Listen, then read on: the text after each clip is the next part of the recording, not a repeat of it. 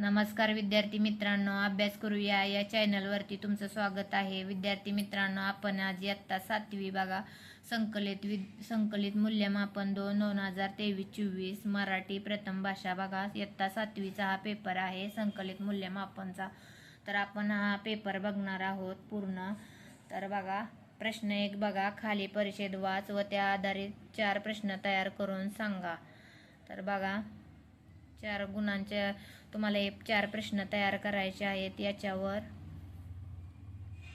तर बघा, आज 31 डिसेंबर श्रुती जरा नाराजीनच घरी आली. त्याचं कारण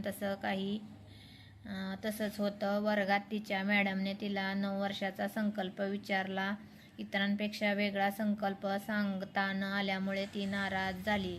तशीच ती घरी आली आणि ताबडतोब आईबरोबर मावशीकडे गेली. मावशीकडे तिच्या मावस बहिणीचा वाढदिवस होता. झकास बेत होता. गुलाबजाम, केक, कचोऱ्या आणि पुलाव सगळीकडे श्रुतीच्या आवडीचं. पण तिने एक गुलाबजाम खाल्ला आणि डिश बेसिनमध्ये ठेवून दिली. तर बघा तुम्हाला प्रश्न तयार करायचे आहेत 4 बघा. तर श्रुती मावशीकडे बघा, श्रुतीच्या मावस बहिणीच्या वाढदिवसादिवशी कोणता झकास बेत होता? तर बघा त्याचं उत्तर तुम्हाला गुलाबजाम, केक, कचोरी आणि पुलाव असं आलं पाहिजे. अशा प्रकारे तुम्हाला 4 प्रश्न तयार करायचे आहेत. त्यातील प्रश्न 2 बघा, खाली दिलेल्या शब्दांना तुझ्या परिसरातील भाषेत इतर कोणते शब्द वापरतात ते सांगा. 1 बघा, पांघरून, त्याला शाल, चादर. 2 शेत, वावर, जमीन. 3 खूप म्हणजे जास्त आणि भरपूर.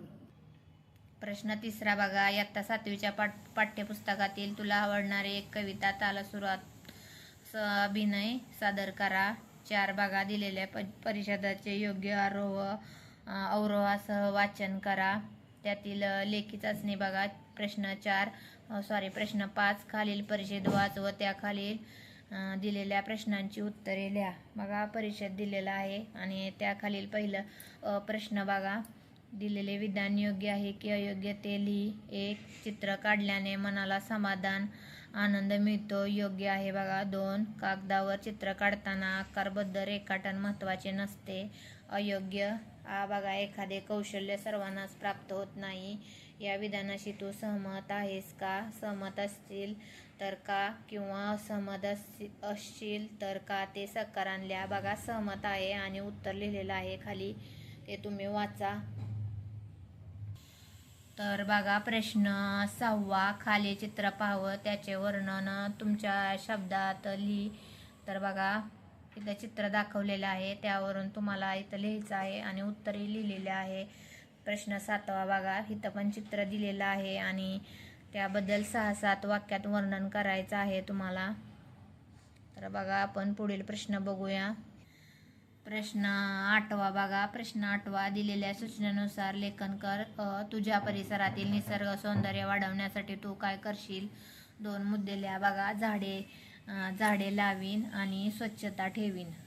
बघा वसंत ऋतूत निसर्गामध्ये होणारे कोणते 2 बदल घटना तुझ्या शब्दात लिही. बघा 1 झाडांना पालवी फुटते. वसंत ऋतूत कोकिळ पक्षी गाणे गाऊ लागते. प्रश्न 9 बघा, कविता दिलेली आहे आणि त्याखालील तुम्हाला प्रश्नांची उत्तरे लिहायची आहेत. तर बघा असे जगावे ही कविता आहे. तर बघा कवितामध्ये आलेल्या अंबर या शब्दासाठी समानार्थी शब्द बघा उत्तर दिलेलं आहे. इच्छा असेल तर मार्ग दिसेल या अर्थाच्या कवितेमध्ये आलेली काव्यपंक्ती लिहा. उत्तर लिहिलेले आहेत बघा. काळजी काढून देणे या वाक्यप्रचाराचा अर्थ सांगून वाक्यात उपयोग करा. बघा अर्थ बी लिहिलेला आहे आणि वाक्य बी तयार केलेलं आहे. बघा कवितेतील नको गुलामी नक्षत्रांची या ओळीचा तुला समजलेला अर्थ लिहा. बघा उत्तर दिलेलं आहे. त्यातील प्रश्न 10 बघा, खालील परिच्छेद वाचून प्रश्नांची उत्तरे लिहा. बघा हा परिच्छेद आहे, तुम्हाला परिच्छेद वाचायचा आहे पूर्ण. तर बघा वरील परिच्छेदासाठी दिलेल्या पर्यायातील कोणते शीर्षक देणे योग्य होईल ते लिहा. बघा 3 पर्याय दिलेले आहेत. त्यातील 2 व्यक्तिमत्व विकास. आपल्या व्यक्तिमत्वावर कोणकोणत्या गोष्टीचा परिणाम होतो ते लिहा. बघा उत्तर दिलेलं आहे. ई बघा, उत्तराचे वाचन केल्यानंतर माणसाने कसे जगावे असे तुला वाटते? बघा, उत्तर दिलेलं आहे. 11वा प्रश्न बघा, शब्द ऐकव चुकली. तर बघा हे शब्द आहेत.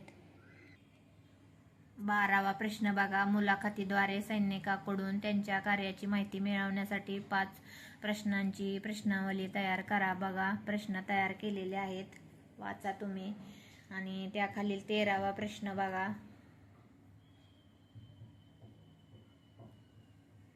परिसरातील स्वच्छता या समस्येच्या निराकरणासाठी कोणते उपाय योजता येतील याबाबत तुम्ही माहिती तुझे मत लिहा.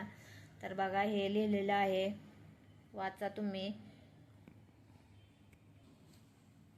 प्रश्न 14वा बघा, खालील प्रश्नांची उत्तरे अव्यय प्रकारानुसार वर्गीकरण करा. बघा, शब्दयोगी अव्यय, केवळ प्रयोगी अव्यय, उभयनामी अव्यय.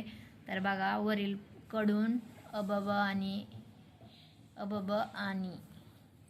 बघा पुढील वाक्याचे केवळ वाक्यात रूपांतर कर. अबब, किती उत्तुंग ही इमारत. केवळ वाक्यात रूपांतर करायचं आहे. ही इमारत खूप उंच आहे. ई बघा, खालील वाक्य वाच. गाळलेल्या विरामचिन्हाचा योग्य ठिकाणी वापर करून वाक्य पुन्हा लिही. दूरध्वनीवर ते मला म्हणाले, सर आपण आमच्या शाळेला भेट द्या. मी त्यांना विचारले, काय भेट देऊ. बघा वाक्य लिहिलेलं आहे.